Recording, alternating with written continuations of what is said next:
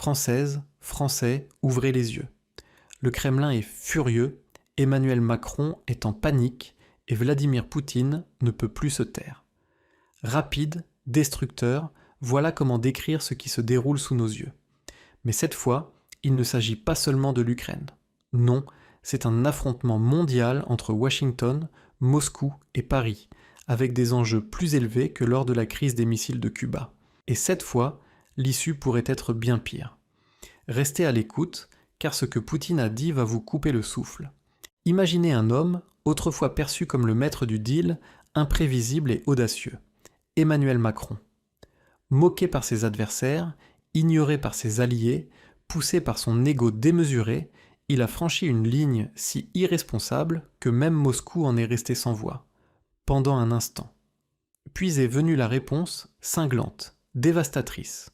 Pas avec des armées, pas avec des sanctions, mais avec un sarcasme glacial. Dmitri Medvedev, l'allié mordant de Poutine, a pulvérisé Macron avec une seule phrase, une métaphore cinglante qui a fait trembler l'Élysée. Macron, humilié, a réagi sur X avec un post rageur. Mais ce n'était que le début. Le ton entre la Russie et la France s'envenime à une vitesse alarmante. L'Europe est à nouveau au bord d'une rupture historique. Dans une interview sans précédent, Poutine a laissé tomber le masque. La France n'est plus un acteur neutre, elle est désormais une partie belligérante dans ce conflit. Une accusation lourde, non seulement sur le plan politique, mais aussi militaire. Emmanuel Macron, président autoproclamé de l'Europe, a beau clamer qu'il est ouvert à un dialogue avec Moscou, le Kremlin reste de marbre. Poutine l'a dit clairement. La France, comme l'Occident tout entier, a brisé la confiance. Ce n'est pas la Russie, mais Paris et ses alliés qui ont choisi l'escalade. La France accuse Poutine, cherche à affaiblir la Russie sur le champ de bataille. Livraison de chars, de missiles, et maintenant, le spectre des missiles, longue portée, Scalp-EG. Les mots de Poutine sont limpides. Si la France fournit ses missiles à l'Ukraine, ce serait une implication directe de l'armée française dans des attaques sur le sol russe.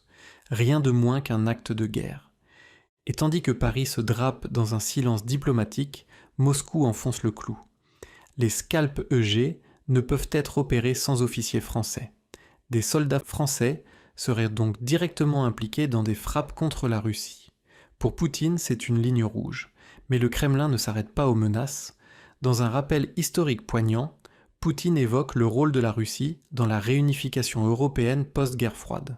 « Nous avons toujours été des amis du peuple français », déclare-t-il.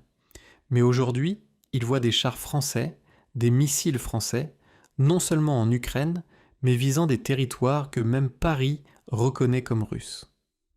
L'avertissement est clair, toute escalade aura des conséquences.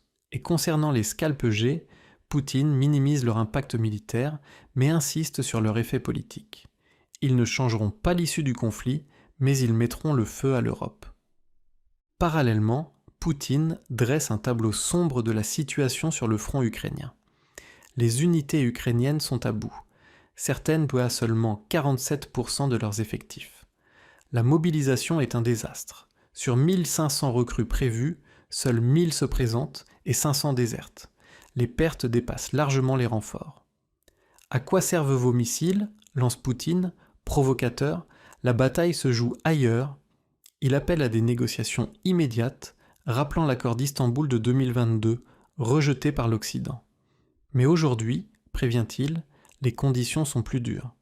Ceux qui veulent parler sont les bienvenus. Ceux qui provoquent devront assumer les conséquences. La question est brutale.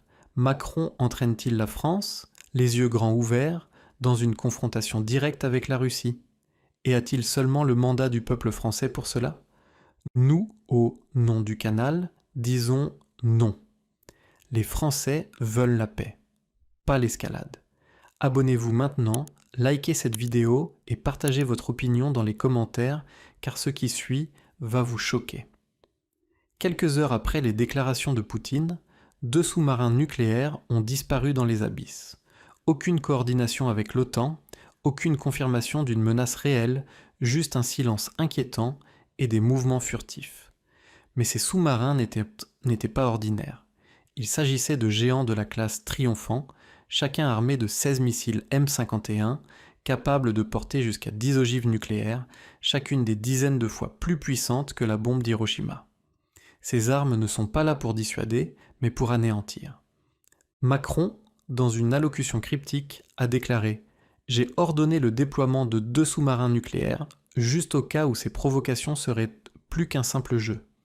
Il n'en fallait pas plus. » Medvedev, maître du sarcasme, a répondu « Macron ferait mieux de revoir ses séries Netflix sur les zombies et de se rappeler ce qu'une main morte peut faire. » Une référence glaçante au système russe main morte, un mécanisme automatique qui lancerait des frappes nucléaires même si la direction russe était éliminée. Pas une menace, mais une mise en garde pure et dure. Macron, furieux, a réagi sur X. Nous devons être prêts. Face aux armes nucléaires, nous sommes absolument préparés. Le message est clair, soit il n'a pas compris, soit, pire encore, il l'a parfaitement compris. C'est un moment inédit dans l'histoire moderne. Un mème, un simple post sur X, a déclenché un déploiement nucléaire. Un troll a fait surgir des sous-marins et le Kremlin n'a même pas scié. Pas de panique, juste un silence tranchant comme une lame, puis la première réponse russe, chirurgicale et brutale, nos sous-marins sont là depuis longtemps, plus profonds, plus silencieux, plus mortels. Le général russe Valery Gerasimov a averti « Nous vous observons depuis plus longtemps que vous ne le pensez. Nos sous-marins ne prennent pas de selfie, ils frappent. » Et au milieu de ce déluge de sarcasme, une phrase sobre « Il nous faut un accord contraignant pour stopper cette spirale avant qu'un bluff ne devienne réalité. » La diplomatie est gelée, suspendue dans un silence oppressant. Le stratège russe Fyodor Loukyanov enfonce le clou. Macron est émotif, mais même les émotions ont besoin d'un exutoire. S'il continue ainsi, il n'aura d'autre choix que d'agir. Pour Moscou, la rhétorique de Macron est du théâtre, pas de la stratégie. Mais ils sont prêts si cela devient sérieux. Et Poutine, lui, reste silencieux. En Russie, le silence n'est pas une absence, c'est une intention. Et l'intention, tôt ou tard, devient action. Voilà où commence la véritable peur. Et si tout cela n'était pas de la folie? Et si Macron savait exactement ce qu'il fait?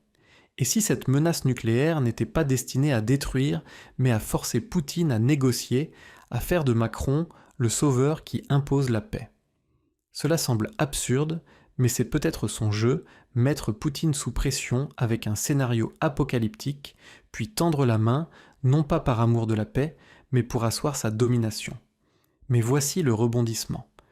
Le ministère de la Défense français refuse de confirmer le déplacement des sous-marins. L'OTAN reste muette. Aucun indice vérifiable ne prouve que ces sous-marins ont bougé.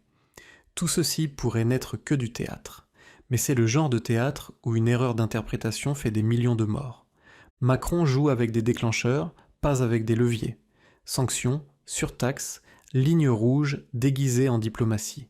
Et si une partie se trompe dans ses calculs, ce ne seront ni Washington ni Moscou qui disparaîtront en premier, mais l'Europe, la Pologne, les pays baltes, la France. Ils ne sont pas seulement spectateurs, ils sont la ligne de front, la zone de retombée, l'échiquier que Macron semble prêt à sacrifier. A-t-il dépassé Biden en témérité, ou sommes-nous déjà dans une catégorie inédite de danger? L'OTAN réagira-t-elle, ou sommes-nous déjà seuls? Et si des posts sur X peuvent déclencher des guerres, le silence est peut-être la seule arme pour en empêcher une. Pendant ce temps, que fait Macron? Pendant que vous, Français, luttez sous le poids de l'inflation, des factures d'énergie astronomiques et d'une économie qui s'effondre, il savoure des vacances luxueuses à Monaco avec Brigitte, dans des palaces où un dîner coûte plus que votre salaire mensuel. Les usines ferment, Solvay à Lyon, ArcelorMittal à Dunkerque, 12 500 entreprises ont fait faillite au premier semestre 2025, un record en 10 ans. Le chômage explose, les impôts écrasent les PME et une fuite du ministère des Finances révèle un projet de hausse de la TVA à 22%. 150 milliards d'euros de déficit budgétaire menacent de plonger la France dans la faillite. Et Macron, il parade insouciant, tandis que vous payez le prix de ses ambitions. Le Rassemblement national, avec Marine Le Pen et Jordan Bardella, est le seul à oser dire la vérité. La France ne peut pas se permettre de jouer les va-t-en-guerre. Nous voulons la paix, la souveraineté, la prospérité.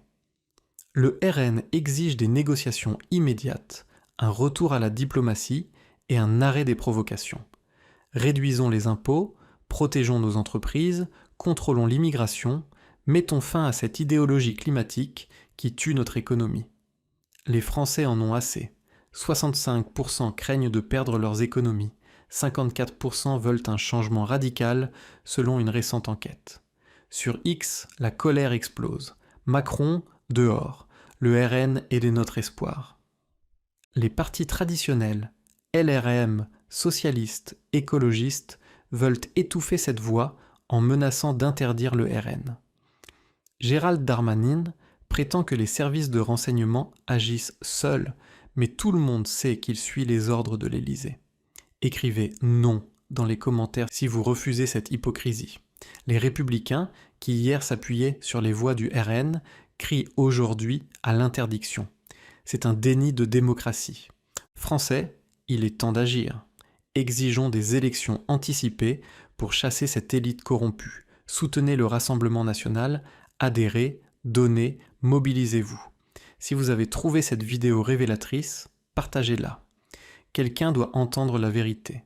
Abonnez-vous maintenant, car la prochaine fois, ce mème pourrait ne plus être une alerte, mais le début d'un chaos que personne ne pourra arrêter. Restez vigilants.